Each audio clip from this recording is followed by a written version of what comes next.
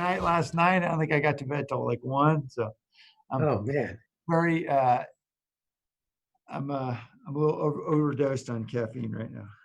You know, I just got off the out of the meeting. What time did we end? I just hopped off. What time? 11, I think. A little after 11. Yeah. 11 o'clock. Oh, okay. Thank you. Yeah, that was cool. All right. I think we have a quorum. Yeah, we do. Hopefully more will join us shortly. So why don't we commence the joint meeting for Rules and Open Government Committee and Committee of the Whole for Wednesday, June 10th. Welcome everyone. We're joined by Councilmember Khamis, Councilmember Davis, Vice Mayor Jones, and so we have a quorum. We'll begin with a review of the final agenda. That's for June 16th. And I guess for all of these, we should probably start at 11. Is that right, Dave? Yes. Yes, please. Even though I'm not Dave, yes. Your attorney says yes, Dave. All right. It already says that. It does. Oh, it does. Okay. Yeah. The letter only changed it on us. Sorry.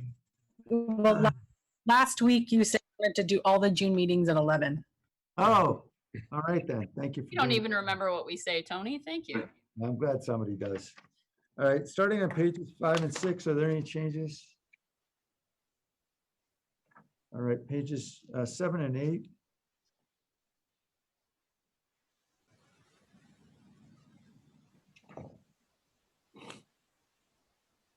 Pages 9 and 10. I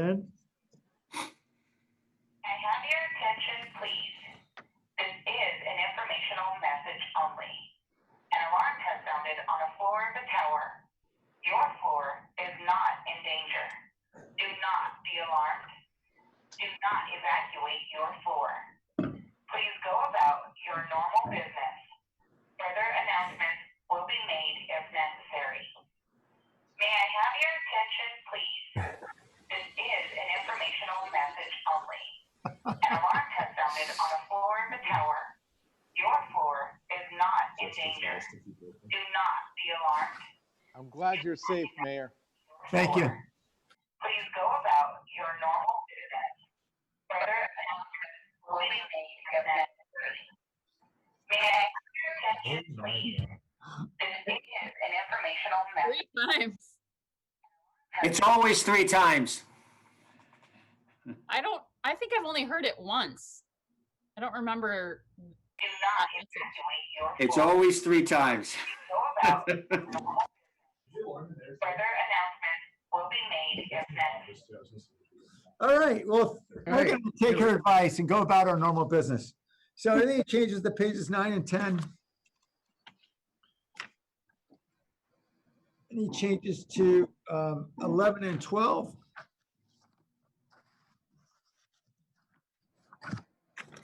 13 and 14?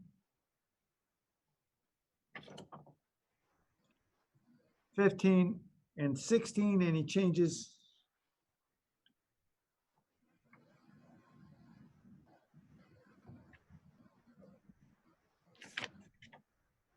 $17 and $18.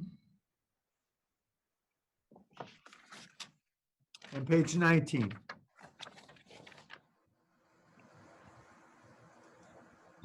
All right. Should be a robust calendar. Is there a motion? Do we have any no speakers? Yes, Blair? I'll make a motion to accept the agenda for June 16th. Second. Thank you. Blair, welcome. Hi, thank you. I just wanted to quickly try to offer that there's budget items on next week's agenda, and I wanted to try to ask about, it's important to try to work towards the ideas of equity, I think, and with what happened with COVID-19, how you had to work really had to hustle with the budget in mid-March. there was some hopes that there could be a real direction in how to talk about the budget and equity. And I was very interested in that concept. You also there was also ideas mentioned about deficit reduction. You could practice deficit reduction at the same time with this COVID budget. You know, those are two really important concepts to me, and I hope that's taken really seriously within San Jose City government and for all of us. I think it's really good, hopeful practices, and good luck on those efforts. I have to be kind of like a cheerleader and just offer my enthusiasm to just hope that you guys can figure out a way to work together on the issues of equity within the budget, and it can be an enjoyable process, I think. Thank you. Thank you. All right. On the motion, all in favor? Aye. Aye. Aye. Is there any opposed? All right. That passes unanimously. All 5 of us are present. We're on to the June 23rd draft agenda, beginning on pages 5 and 6. Are there any changes?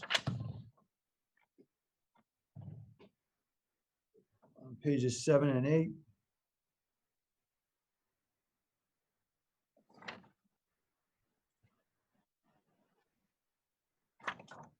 Pages 9 and 10.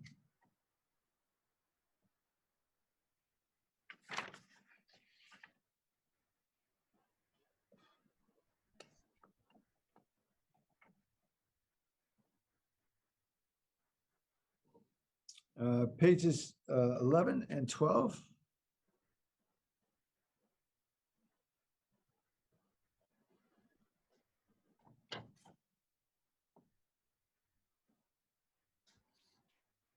On pages 13 and 14.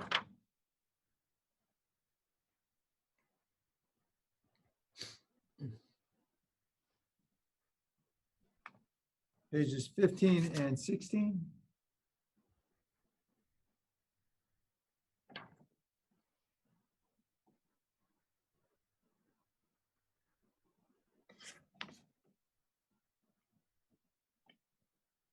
Dave, can I just ask, if you don't know now, maybe you can answer next week on 2.25 if we expect there to be. Sometimes you have a lot of disputes over who's getting grants and who's don't. If you anticipate there to be a lot of folks. Yeah, coming. fair enough. We didn't hear that from John Cicerelli this morning. So I think at this point, we're comfortable with it being on consent, but I'll check in again. Okay, thanks. Pages 17 and 18.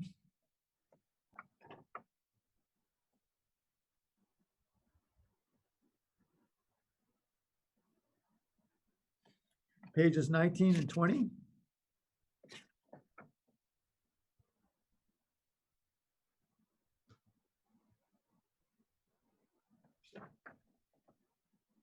Pages 21 and 22.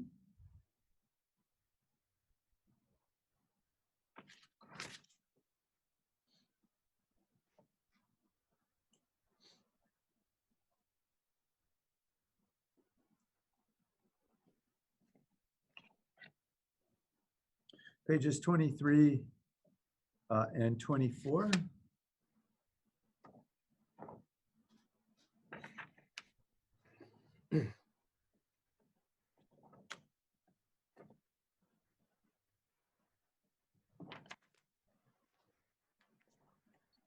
Pages 25 and 26.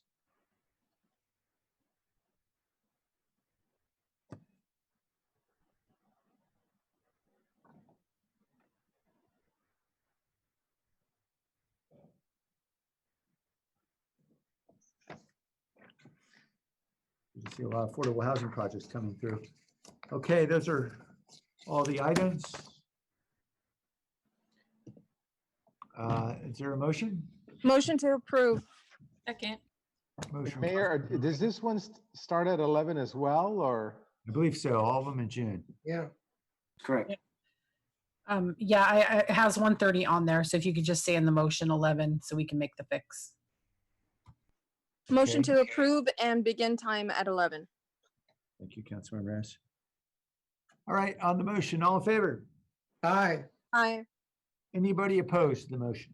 That passes unanimously then. We're on to the public record. Mayor, I think there was also a couple of items that had to go before the city manager's report because these things had to be done in a certain order, I believe, on that evening. Items 3.3 and 3.4 has to go before consent. Yeah, This is Tony, it is noted like that on the agenda. Yeah. So Okay. it's already on the agenda. Yep. Okay, thanks. Cool. All right. Then we're on to the public record, Mr. Beekman. Hi, thank you. For reasons of safety, there is a probable need for the complete removal of the Bradford Asian pear trees in downtown Post Street alleyway, downtown San Jose. There can be time to contribute your own ideas, including if you feel a more phased-in approach can be used, or if you feel a different set of trees should be planted. Write to the city arborist, sanjoseca.gov to add your thoughts still. They want to put in Asian, East Coast maple trees from Eastern North America. I'm thinking maybe there's another set of trees if possible. I hope there can be ideas of working on, the ideas of rental forgiveness for both owners and tenants can be a process that can be open and talked about still. Good luck in those efforts for everybody in the community. And to state once again, to make my feelings perfectly clear, minimal use practices with technology simply does about as much as overplacement and oversaturation of technology in local neighborhoods. This has to be a simple, honest conversation and dialogue and efforts needed by the San Jose community and local government together to address the massive push of technology by the federal government in this time of COVID-19. Thank you. It needs to be good practices from everyone, and we just need to set a few new good standards for each other. Thank you. Thank you. Is there a motion? Motion to note and file. Second. On the motion, all in favor?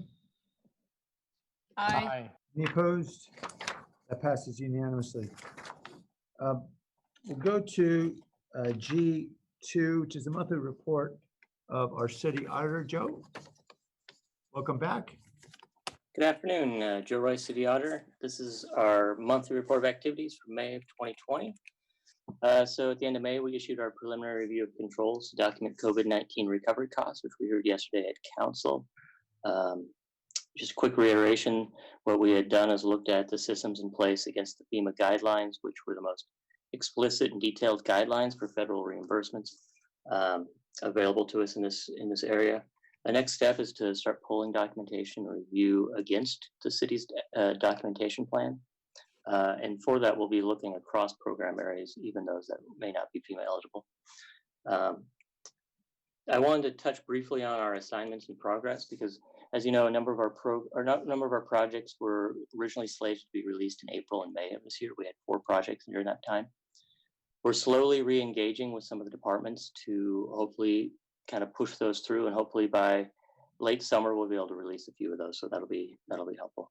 I'm also beginning the citywide risk assessment for next year's work plan. I'll be reaching out to council members as well as administration for any ideas for next year's work plan. But we do have a number of carryover projects, obviously, because of the project put on hold. With that, I ask you accept our report. I'm happy to answer any questions. Thanks, Joe. The work that you already have underway, the council considered, is it safe for us to assume that if the documentation is good enough for FEMA, it should be good enough for just about any other federal agency, for example, the agency overseeing EST grants or CARES Act or other money? That's basically an understanding. I think in some of for the CARES Act, I believe that's the case. I think we'll keep looking at the CARES guidance because that keeps coming out.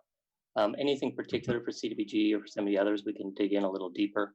But the documentation plan basically is that the city's putting together. The gathering the documentation, the invoices, the justification, following proper procurement practices, all those things are going to be standard across the different programs. You know, if there's anything specific to a CDBG program, for example, about documentation of sheltered population, we dig into that a little bit more. Yeah. Councilor Reyes? So sorry, my internet's acting up today. So I wanted to ask Joe, I heard you say that I think you'll be following up with council offices to figure out if there's any additional items that we'd like to submit. Yes. How will you send us an email? Will it be during a council meeting? I'll send, so what I usually do around this time of year is I'll send an email out to all the council offices asking for any ads that you may want for or audit suggestions. I know I have a number of suggestions that people have provided over time, and I'll always take those suggestions and kind of file them away and add them into our considerations. But I'll be sending out an email in the next day or two. I will usually send this out a little around the budget time, once kind of the budget kind of gets settled a little bit more. And then they'll follow the same process. We'll, over the next few weeks, I'll put some together, and then I'll be coming back to rules at the beginning of August with the work plan for approval. Got it. And remind me again, I'm not sure how your assignments are prioritized. Is there any criteria that it meets to kind of go to the top of the list, or is it by submission date? It's not by submission date. There's a few different factors. One, some things just pop to the list from a risk standpoint. Other things pop to the list because from a timing standpoint, for example, if we have a project underway in, say, PRNS, we're not likely to start another PRNS project until we're completed with the other one. For example, we had a number of public works audits this past year, and we weren't going to do them all at once. We're going to kind of hit them over time. The other piece is just availability of staff and how the staffing piece kind of shakes out. And then the final piece is just availability of department staff. For example, something that has a heavy budget component, we'll try to avoid the springtime. Something that has a heavy accounting impact, we'll kind of avoid the CAFRA season. So it's kind of a balancing act, and kind of work with the administration to kind of figure out the best timing in many of the projects. So there's some different factors. However, we'll also take into account the feedback I get from you all during the monthly report, because there's been times that you've all asked, can you prioritize this? And we'll kick it up top of the list. Great. Well, I think, one item for sure meets that criteria, and that's the police staffing to review and compare over time and projected issuance, I think remains to be determined. So if we read the room in terms of how we can benefit from having this maybe move to the top of the list, that would be wonderful. Anything that one? Oh, I'm sorry. No, go ahead. I was just going to say, I think that's the only one that you have on the list that is police related. I think that would help give some analysis to council members and mayor. Yeah, so that's one that was in process that's been put on hold for right now. And like I said, as we move through the emergency operations plan, we'll come back to these projects as we can. That would be great. And so then my next question is, how is your capacity right now impacted with the EOC? Because I believe that some of your staff is on lend for the EOC. And then you have a list here that I'm looking at of assignments that haven't started yet. Obviously, there's a limit in terms of what you can do. I think your department is absolutely fabulous, but there's always a capacity. Yeah, so on that point, so as I said before, we had originally planned to, at least for the projects assignments in process, we had planned to be wrapped up by May. And so of those ones that are not started, we had 4 planned to kind of get moving, which would just leave a few carry over, not yet started, which is usually we always have a little extra at the end just in case. And so we are a little behind. Our capacity right now is, so we have 4 individuals working in EOC and non capacity. But even with their work, they do have a little capacity to kind of wrap up some of the other audit work. We've got 3 people working on the COVID-19 audit work, and that leaves the remaining staff, which about 5 or 6 auditors, myself included, to do other projects. So it sounds like you're managing, but I guess if everybody was freed up, that would provide an opportunity to take on some additional assignments or move down the list, as you say you usually do. Yeah. Yeah, exactly. But I understand, and we all understand, that there's going to be continued need for emergency operations work, whether it's folks, my folks in logistics section, or I have someone with nonprofit assistance group. So there can be ongoing need in those areas. So just have to balance that with, the priorities within our audit work plan. Yeah, I'm just trying to gauge what is the impact on the department because of being part of the EOC or taking part in that, having a role there. And what we are pushing or holding off to work on.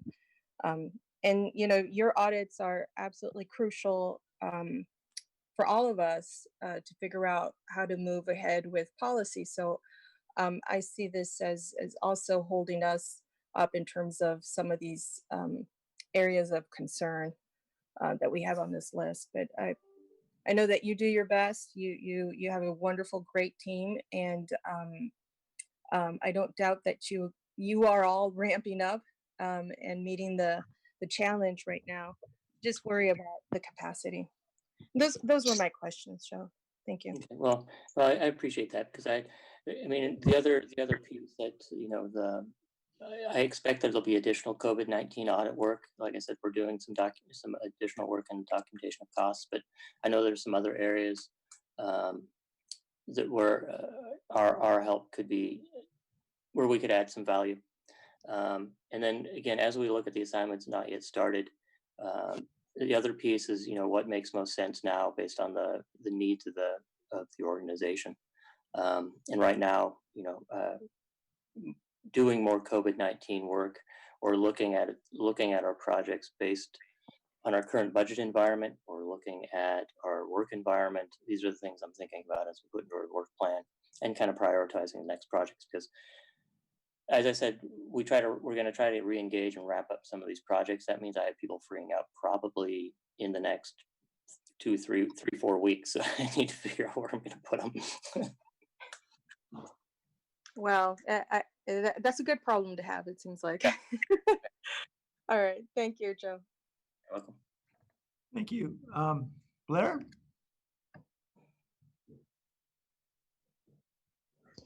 Hi, thank you. As usual, each and every month, you have on your audit reports an item about your 2016 technology deployment ideas and options. And I just wanted to offer a few thoughts on the subject that I hope that you can be considering within city government and technology deployment issues.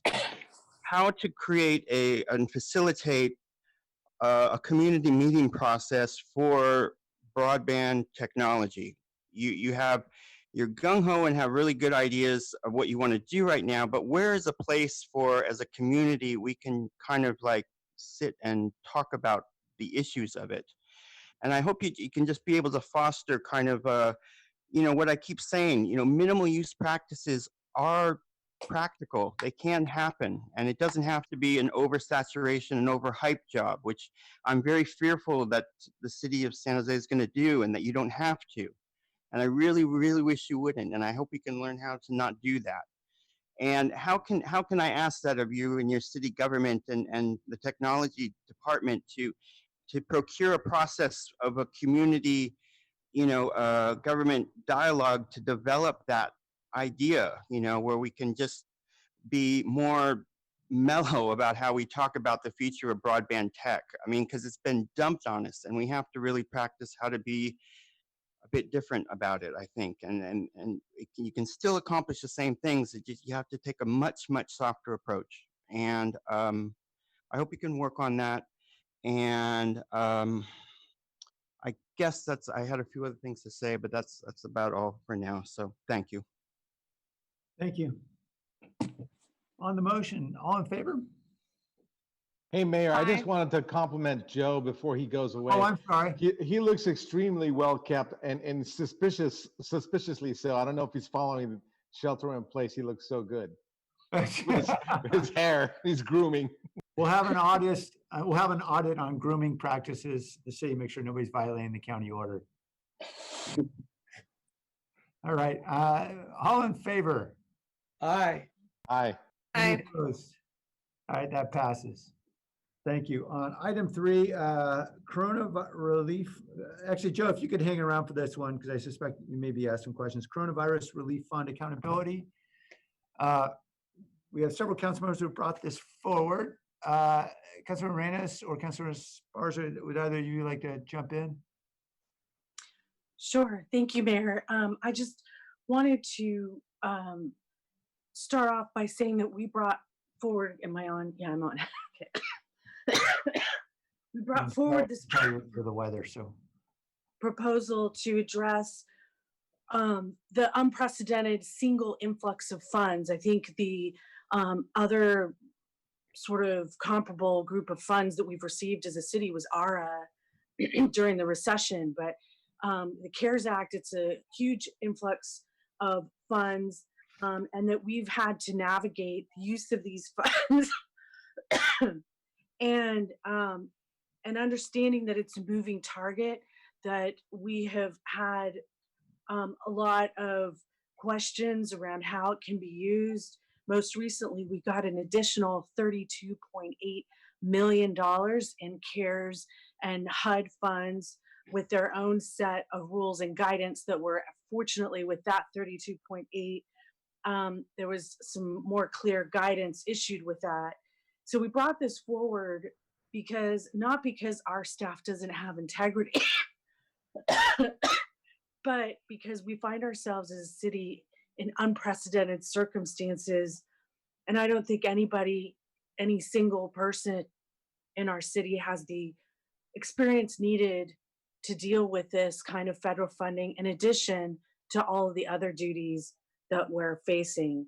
And so really it's to bring in a team that has some specialized expertise in dealing with federal funding to provide that transparency and accountability that our residents have gotten used to from us. Thank you. Thank you. Councilor Khamis or Councilor Arenas, do you want to add anything? Mayor, I'm not on this memo. Oh, I'm sorry, I misread. Yeah. Oh, forgive me, I'm very It sorry. was Councilmember Jimenez. Councilor Jimenez, I'm sorry. Councilor Jimenez with us, please forgive me. He's not, okay. Councilor Khamis, did you want to add anything? Yeah, no, I also wanted to make sure our money's being, look, the point of me being on this memo, I want to make sure that the money's being spent and that we're taking full advantage of the grants without losing them. And I want to make sure that the money goes to where it's supposed to go. And it would be nice to have a full accounting and an understanding of how the money's being spent, given to council. I know that Joe, I didn't realize he was already doing some of this, but you know, this is the purpose of me being on the memo, and I just want to make sure that we have that we take full advantage of the funds so that we don't have to give them back, and number two, that we are spending them where they're supposed to go, and not losing an opportunity. Okay, thank you. Joe, do you have any recommendation? Or do you have any thoughts? Well, I guess there's two things that I'm hearing. One is the piece about understanding the possible uses of the funding, and we're taking advantage of that. And I think Lee can speak to that in a minute. And the next piece is on the transparency piece about understanding and being clear about where we're using the money, and how we're using it. On that second piece, that's something that we could do very easily. Well, easily. It's a complicated accounting and budgeting piece, but it's something we could do. It's something we've done in the past in digging through appropriations and expenditures. On the first part of looking at our ability to maximize under the different buckets, part of that is, I believe, we have Widow Bryan's and we have some other outside consultants kind of helping the city in those areas and kind of navigate the CARES rules. And at the same time, and the other piece is really kind of a policy decision of where the dollars go. And so there's those two pieces, and then the accountability transparency piece. And the latter piece, we do have the city's outside financial auditors, MGO, who will be looking at the schedule of federal awards as part of the single audit, which will come out later this year. So there is some work in that area already from an auditing standpoint. But the piece about accountability, transparency is something we could take on. We just have to kind of figure out what the specific scope and what the council members specifically would like to see. I don't know if Lee or Luce want to add anything. Yeah, Lee, I know or Luce, I know you're both talking to another outside firm. You want to? Yes. Thank you, Luce. Yeah, it's been a very good conversation that we've had with them. Many of these consultants have particular skill sets, and it is certainly helpful to have an organizations like Widow Bryan that has a skill set in providing deep information on the FEMA funding sources and other funding sources. But we also need an organization that can provide us assistance in how we not just get those funds, but keep those funds. And so that gets into disaster cost accounting. It gets into internal controls. It gets to appropriate levels of documentation. And the intention for us is not just to set up a structure, a recovery structure for this event, but to set up a recovery structure for all upcoming events. So we would be able to stand up sort of a replicant of each of these in whatever format that we would have to do for the power surges, for the wildfires. And I'm knocking on wood every time I take this. And then I'll talk about the murder hornets that I'm always making jokes about.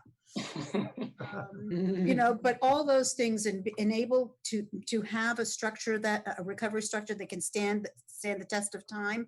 And so the consultants that we're talking to outside of Widow Bryan can provide us that. Okay. Are you able to review who that is, or? I don't think so. Okay. Is there a time when you will be able to reveal who that is? Or? I think so. Could you tell me when that would be? Yeah, we're negotiating that scope of services and finalizing that today and tomorrow, and after that, just because we're in negotiations, we wouldn't share that name. Okay, Councilmember Davis.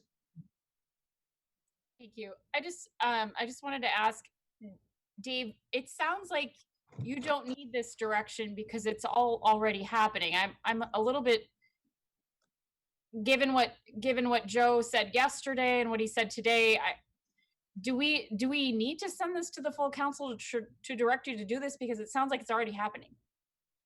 Yeah, I think that's a fair question. I guess it really depends on the writers of the memo based on what they're hearing from us right now, both yesterday, what they're hearing from Joe, what they're hearing from the team today. Are we hitting the mark? It feels like it to me, but I want to make sure that the authors of the memo feel like what they're hearing from us does to do that. Okay, great. Johnny, do you want to respond to that? Yeah, I don't know if Maya does either, but I could tell you that it sounds like we're going down the right path to me. And I had not known that we were already looking at hiring outside assistance. And my main goal was to make sure that we give the proper support to our auditing team, and that we get expertise on how to make best use of the money. That was my goal. And to me, it sounds like we're already going down the right path. And I don't know if it's satisfactory to other people on the memo, but I do think that we are going down the right path at this point. Okay, Councilmember Esparza, is it, because I Yeah, don't so my, understand the difference between what's in the memo and what we've been hearing the last 2 days. so I guess my question would be when do we expect to have the outside auditor? And then can we have an info memo so that we have some clarity around exactly what's happening moving forward? That would be my question. So Joe is our independent auditor. He's not I mean, I know he's not an outside firm, but he's appointed by us. He's not part of the city manager's office. So I guess So my question would be, my response to you is, so Lee or Dave, do we have clarity on when the outside audit firm is going to be hired, one, and two, can we get an info memo detailing the process that provides clarity?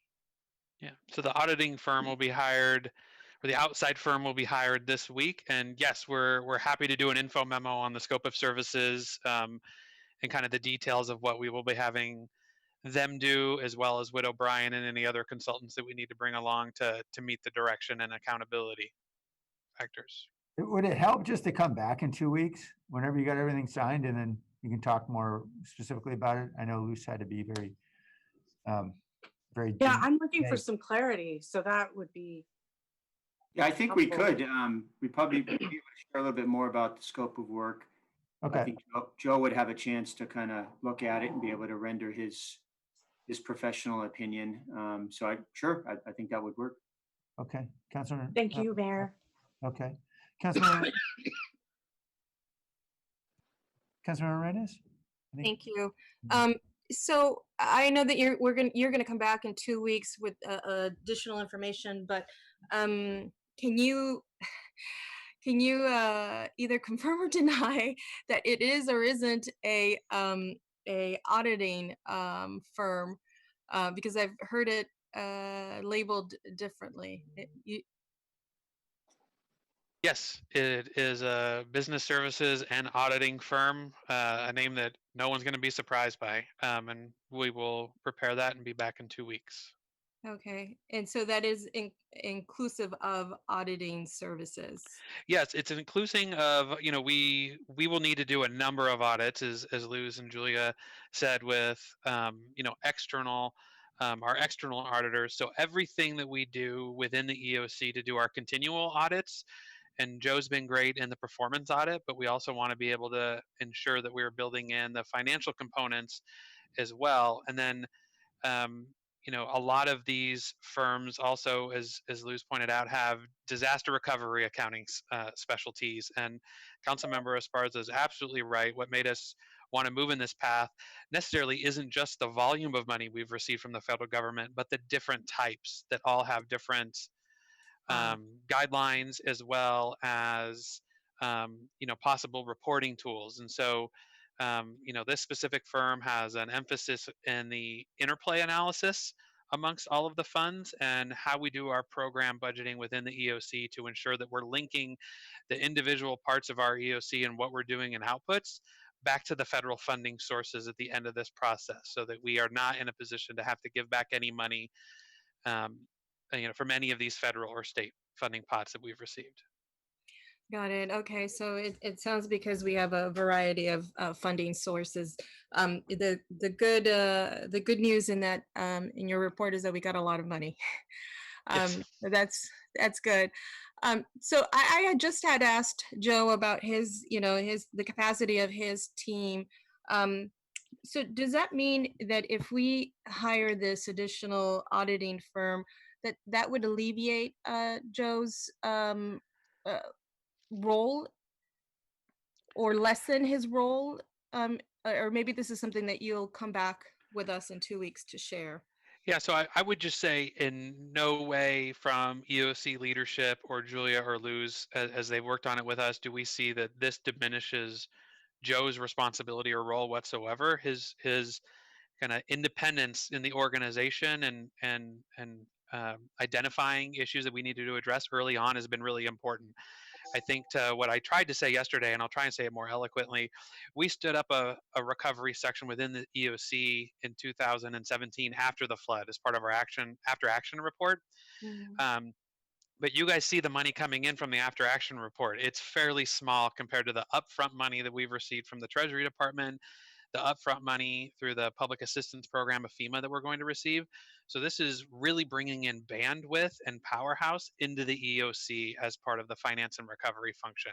It is not a way to supplement or diminish the city auditor's role whatsoever. I think in a lot of ways, his original audit and some of the stuff that he found early on was one of the factors that made us make the decision that we wanted to do this. Wonderful. So in that info memo, could you go into a little bit more detail once it's clear what that firm's role is going to be and how it'll interplay with our independent auditor, so that we're clear? Hopefully, Joe, you'll have additional capacity to get to the list that we talked about earlier, but either way, I know we have full confidence in you and your department to carry out your work. Okay, Councilor Khamis? Yeah, I also don't want Joe to take this the wrong way, and I mainly wanted to make sure we had enough capacity as well. So I don't see any rules committee meeting 2 weeks from now on our agenda. Is there one that I'm missing, or? Gloria was texting me, and it sounds like we don't have one agendized or set up. Do we want one? So, yeah, I think we'll need to loop back. We probably, well, we have a council meeting on it. We're probably going to need it because we have a council meeting after that. Right. Yeah, so we're going to have to set one up, I think. Yeah. Okay, that was my question. Thank you. And if nobody's made a motion to accept the report, I will do so at this time. Motion to approve. I think. Sorry, motion. No, this was not a report. I apologize. This was the to come back in 2 weeks. Yeah, Sorry. we'll come back. So, yeah, we'll defer 2 weeks. Yeah, Okay. sorry. Second, or did Okay, motion and a second. Blair? Hello, thank you. Can you hear me? Yes. Thank you. To try to wax a little bit poetically here, thank you for your efforts with this issue. I tried to say yesterday it could be a good indicator of how we can judge how to talk about rent forgiveness issues and the like. So thank you for your efforts. To deal with COVID-19, to deal with what's going on protest-wise, there's a lot on your plates right now. And it's important to me, it's really important to me how to find the practices from before COVID-19. What are our good practices that we can continue through, into the future? And how can the protests that are going on, the COVID issues, how can that relate to good practices we're raring and ready to go with? And that includes the ideas of equity. That includes, I was talking about technology, about how it can be, minimal use, and how to address the military industrial complex and the ideas of peace instead of war. That's being addressed now by protest. I think there's a number of issues that, we're ready to work well with. And I hope we just thank you for your efforts at this time and how we can learn to do that in this really strange time we're in. Thank you. Thank you. All right. Do we need a motion? I mean, we have a motion. Do we need to actually vote on a motion? It's coming back in 2 weeks, right? Yeah. Okay. Yes, you do have to have a motion to bring it back. Okay. All right. Then I think Councilmember Khamis has that motion. All in favor? Aye. Aye. Aye. Any opposed? Okay, we're on to public forum. Anyone like to speak?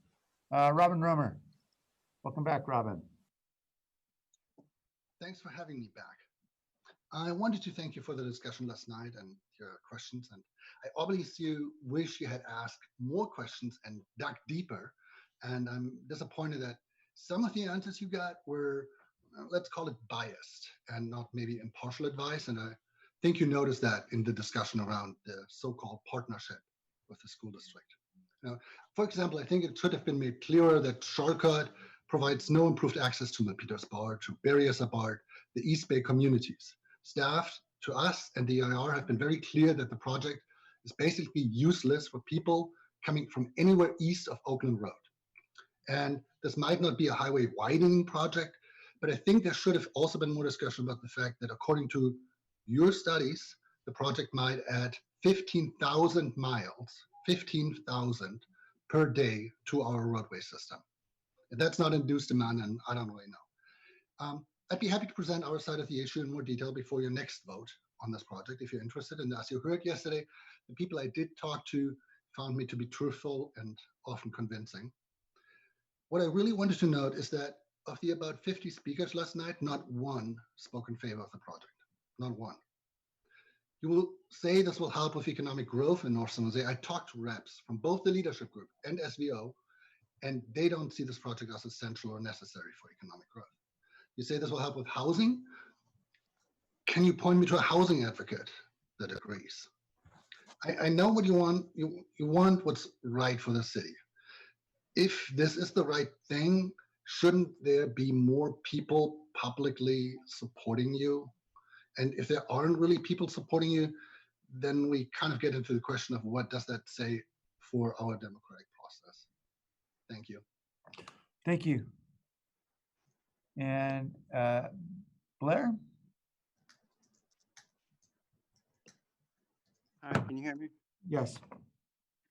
Thank you. Thanks for the words of the last speaker. Thanks a lot for his work.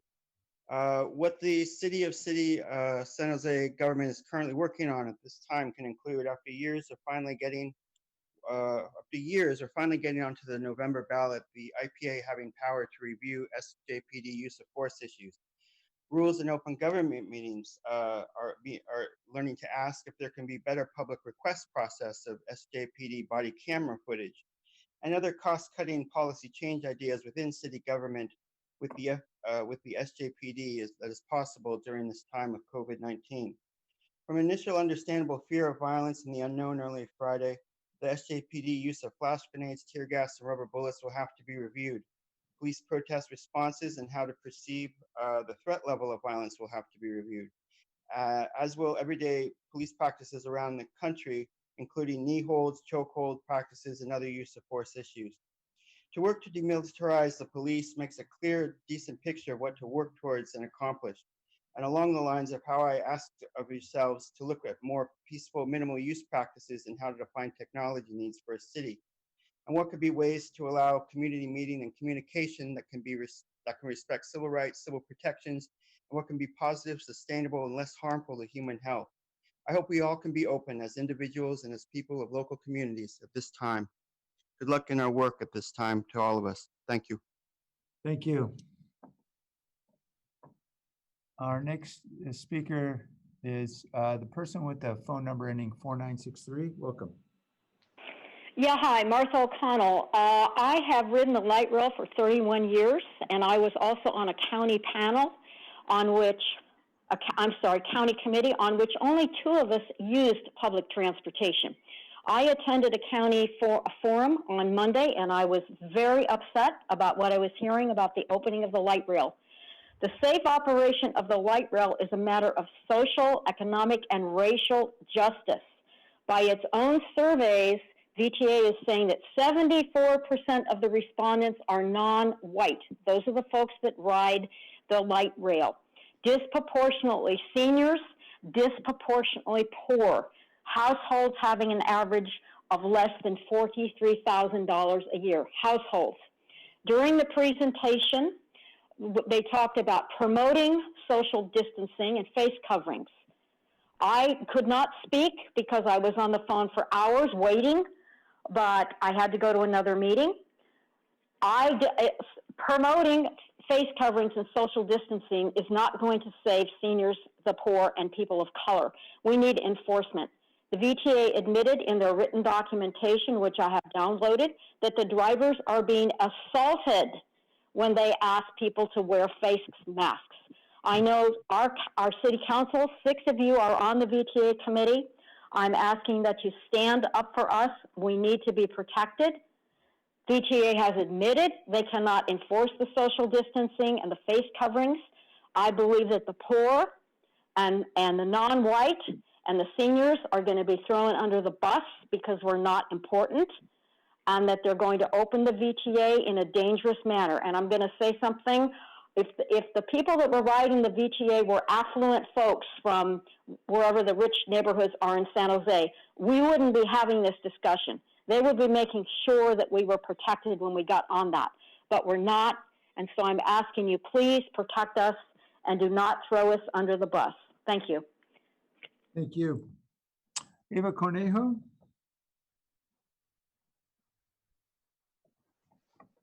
Welcome, Eva. Hello, good afternoon. I just wanted to touch base with the city council members as to particularly the ones representing the districts on how they will be supporting the individuals who are advocating for certain reformation and potentially defunding certain areas of the city. As someone from District 2, it seems we're kind of alone here. So I want to pose that to the city council members, how they plan to support their constituents and be allies and voice their constituents' concerns. Thank you, Eva. All right, the meeting's adjourned. Thank you, everyone.